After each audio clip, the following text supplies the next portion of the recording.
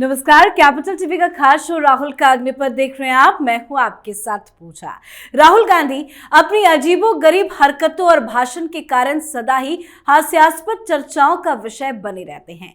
कभी कभी वो कुछ ऐसी हरकतें भी कर देते हैं जिससे उनकी छवि निचले स्तर के एक नए पायदान पर चली जाती है, और कुछ ऐसा ही इन दिनों वो अपनी यात्रा के जरिए कर रहे हैं। गुस्से में कब क्या बोल दे, किस पर भड़क जाए, कुछ कहा नहीं जा सकता, पर राहुल गांधी को अपने फ्रस्ट्रेशन का खामियाजा भुगतना होगा। कल हमने आपको अपने शो में खबर बताई थी कि कैसे राहुल गांधी पत्रकार के ऊपर भड़क उठे थे। राहुल गांधी पत्रकार से उसका नाम, उसके मालिक का नाम और उसकी जाति पूछने लगे थे। भीड़ में राहुल गांधी ने पत्रकार की जमकर बेइज्जती की थी, पर अब राहुल गांधी पर एक्शन की मांग की जा रही है। विरोध प्रदर्शन भी शुरू हो चुका है। जंतर मंतर में राहुल गांधी के खिलाफ पत्रकार संगठन ने प्रदर्शन किया, तो पत्रकार की पिटाई करवाकर कैसे फंसते जा रहे हैं राहुल गांधी, बताएंगे आपको। साथ ही यूपी में यात्रा के रूट के बदलाव के पीछे की वजह भी बताएंगे। मेरे साथ स्टूडियो में मौजूद हैं कैपिटल टीवी के एग्जीक्यूटिव एडिटर राजीव जी। सर, आपका बहुत बहुत स्वागत है। धन्यवाद। तो सबसे पहले जरा आप राहुल गांधी का ये वीडियो देखिए। आपके मालिक का क्या नाम है? क्या नाम है? नाम बताओ, नाम बताओ।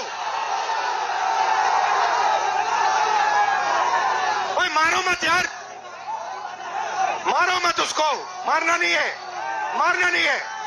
नाम बताओ उसका। तो देखा आपने, सामने आए वीडियो में साफ तौर पर दिख रहा है कि वो पत्रकार से भीड़ में चिल्लाकर उसका नाम पूछते हैं और कहते हैं कि वो अपने मालिक का नाम उनको बताए। उनकी ऑडियो सुन ऐसे लगता है जैसे उनके पत्रकार को निशाना बनाते ही कुछ लोग उस पर हमलावर भी हो जाते हैं, उस पर हाथ उठाते हैं। ऐसे में राहुल गांधी को कहते सुना जाता है कि अरे मारो मत, मारो मत, पर नाम पूछना, पिता का नाम पूछना, मालिक का नाम पूछना, जाति पर सवाल खड़े करना राहुल गांधी को भारी पड़ने वाला है। राहुल गांधी का जो वीडियो हमने अपने दर्शकों को दिखाया, उसको लेकर आज जंतर मंतर में भी विरोध प्रदर्शन हुआ और एक्शन की बात कही जा रही है। कैसे इस तरह से पत्रकार के साथ व्यवहार करना राहुल गांधी को भारी पड़ सकता है? देखिए, बात नहीं हो रही है, बल्कि लगभग ये तय माना जा रहा है कि राहुल गांधी के खिलाफ केस दर्ज होगा।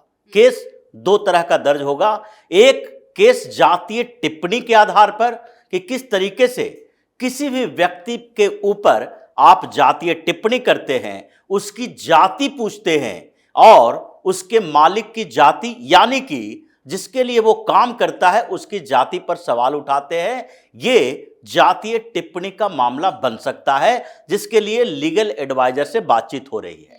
दूसरा मामला है अटेम्प्ट टू मर्डर का, क्योंकि जिस पत्रकार की बात हो रही है, शिव प्रसाद यादव, वो इंडिया न्यूज में काम करता है और उसकी मेडिकल जांच की गई।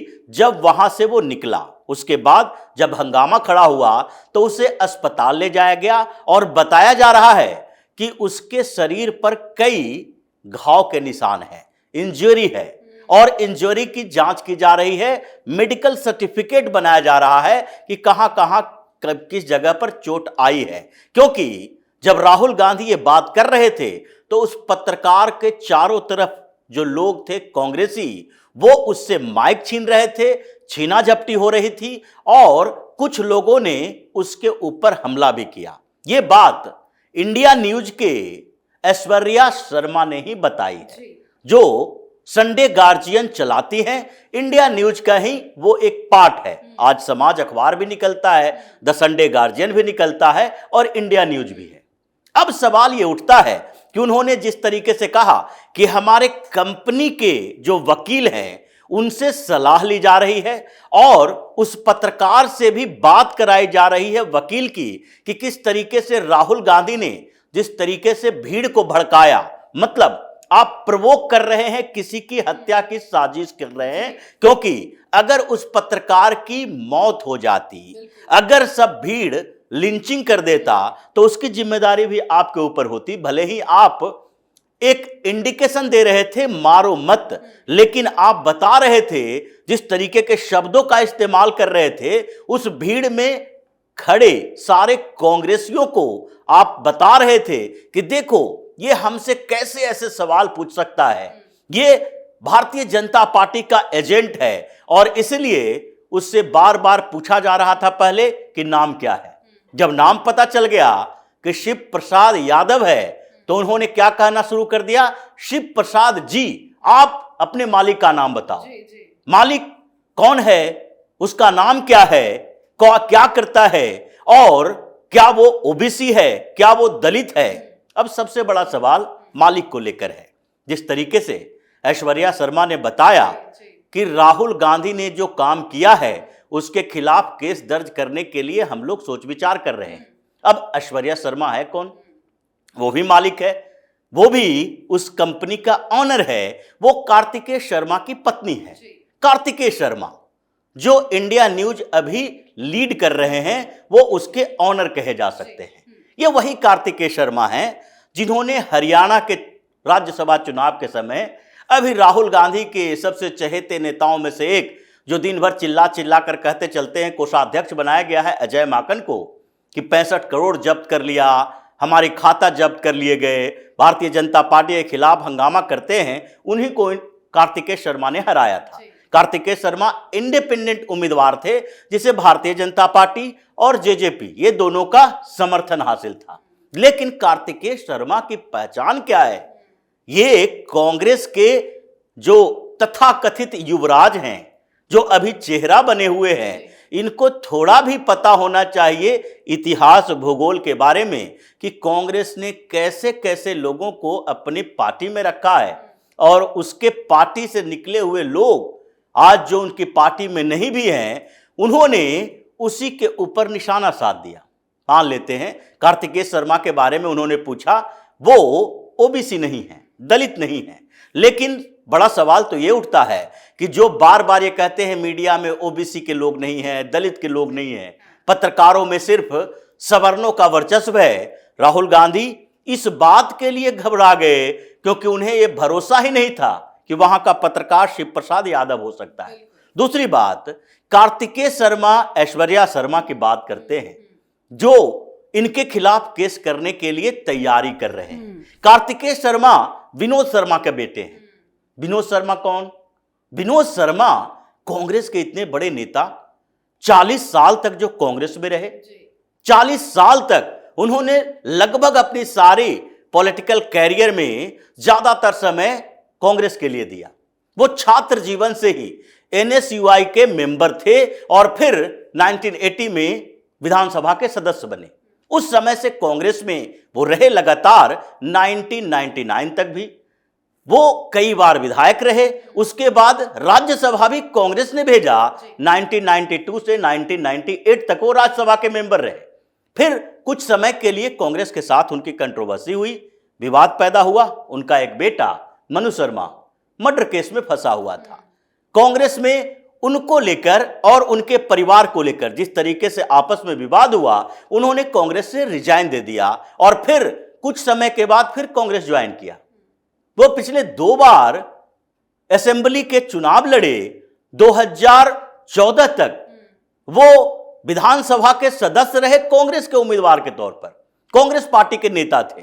उन्होंने उसके बाद जो चुनाव प्रचार किया कुछ ऐसे लोगों के लिए जो एनडीए के उम्मीदवार थे, उसके बाद कांग्रेस से फिर से विवाद चला और वो कांग्रेस से रिजाइन दे दिए, हरियाणा जन चेतना पार्टी बनाई। ये तो कार्तिकेय शर्मा का परिवार है जो प्योर कांग्रेसी रहा है 40 सालों से। ये राहुल गांधी के पिता, दादी, इन लोगों के साथ संबंध उठना बैठने वाले लोग थे। लेकिन जो ऐश्वर्या शर्मा है, जिन्होंने ये कहा है कि राहुल गांधी के खिलाफ तो केस होगा, वो भी कांग्रेसी ही हैं। मतलब कांग्रेसी अभी वर्तमान में तो वो पत्रकार हैं, लेकिन उनके पिता कौन हैं? उनके पिता हैं कुलदीप शर्मा। कुलदीप शर्मा लगातार 3 बार से हरियाणा विधानसभा का चुनाव जीत रहे हैं और जब हरियाणा में सरकार थी कांग्रेस की, तो उस समय वो असेंबली के स्पीकर थे। कांग्रेस के छोटे मोटे नेता नहीं हैं, बड़े नेता हैं। उनकी बेटी कार्तिकेय शर्मा से जिसकी शादी हुई है, ऐश्वर्या शर्मा प्रोफेसर है, जर्नलिस्ट है, संडे गार्जियन को वो संभालती हैं, कॉलम भी लिखती है अपना। अब ये सारे के सारे लोग जिनके ऊपर राहुल गांधी आरोप लगा रहे हैं, वो कोई भारतीय जनता पार्टी के लोग नहीं हैं। ये कंपनी में जितने लोग काम करने वाले हैं, यानी कि ऑनरशिप जिसके पास है, वो भारतीय जनता पार्टी के मेंबर नहीं है, ये खानदानी कांग्रेसी रहे हैं। आज भले ही वो कांग्रेस से बाहर हो चुके हैं, अपनी पार्टी बना ली है, और इनकी पार्टी के जो विनोद शर्मा हैं, उनको भी भारतीय जनता पार्टी ने ही हराया था पिछले विधानसभा चुनाव में। तो ये सारे के सारे कांग्रेसी खून में सने हुए लोग हैं, कांग्रेसी खून इन लोगों के पास है। लेकिन राहुल गांधी को ये कहां पता है, उन्होंने अपने ही लोगों के साथ पंगा ले लिया।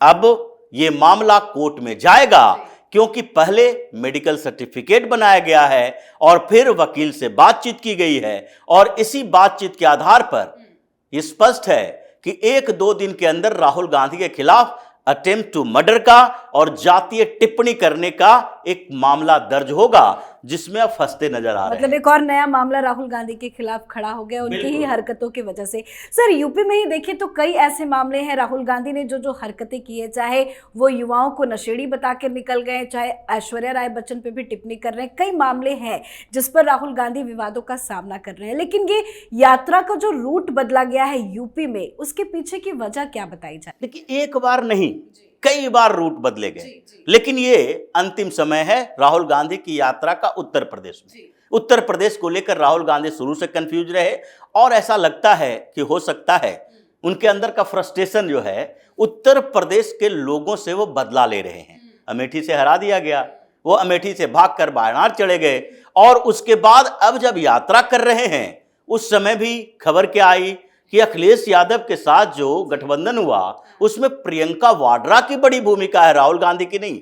ये राहुल गांधी जिस तरीके से उत्तर प्रदेश में ह्यूमिलिएट हुए हैं, राहुल गो बैक के नारे लगे, जय श्री राम के नारे लगे, ये इतने फ्रस्ट्रेट हो गए कि हर जगह पर इन्होंने उत्तर प्रदेश को बदनाम करने की कोशिश की।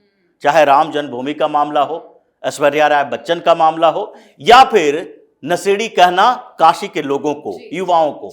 उसके बाद इनको जो पहले से लग रहा था कि हम पश्चिम उत्तर प्रदेश के उन इलाकों में जाएंगे जहां 2 समुदाय हैं, एक जाट यानी कि हिंदू जाट, दूसरा मुस्लिम, और पश्चिम उत्तर प्रदेश में जाट मुस्लिम समीकरण अगर एक साथ रहता है तो फिर वहां पर किसी भी पार्टी के लिए इसके खिलाफ जीतना मुश्किल हो जाता है। चौधरी चरण सिंह, चौधरी अजीत सिंह, जयंत चौधरी, ये 3 पीढ़ियां जो है, चौधरी चरण सिंह भी जाट मुस्लिम समीकरण के आधार पर ही पश्चिम उत्तर प्रदेश की राजनीति करते थे। चौधरी अजीत सिंह भी वही कोशिश किए, लेकिन जो मुजफ्फरनगर का दंगा हुआ 2012-13 में, उसके बाद वहां समीकरण बदले, और भारतीय जनता पार्टी के नेताओं ने अखिलेश यादव के खिलाफ जो टारगेट कर रहे थे हिंदुओं को, उसके खिलाफ इन लोगों ने काम किया, जिसके कारण भारतीय जनता पार्टी जाटों के साथ आ गई और जाट उसका समर्थन करने लगे। अब पूरा समीकरण बदल गया। अचानक से राहुल गांधी की एंट्री उत्तर प्रदेश में होनी थी, उससे पहले चौधरी जयंत सिंह जो हैं वो भारतीय जनता पार्टी के सहयोगी पार्टी बन गए। अब राहुल गांधी को लगा कि ऐसी स्थिति में जब रायबरेली, अमेठी जैसे जगहों में राहुल गो बैक के नारे लग रहे हैं, तो जाटलैंड में जाएंगे, हो सकता है कि इससे भी बड़ी बेइज्जती हो जाए, इसलिए पूरा रूट उन्होंने चेंज कर दिया। अब वो न कैराना जाएंगे, न मुजफ्फरनगर जाएंगे, न हाथरस जाएंगे, और न ही बागपत जाएंगे। उन्होंने पूरा रूट चेंज करके वो कर दिया, अलीगढ़ से होते हुए वो आगरा जाएंगे और वहां से राजस्थान चले जाएंगे।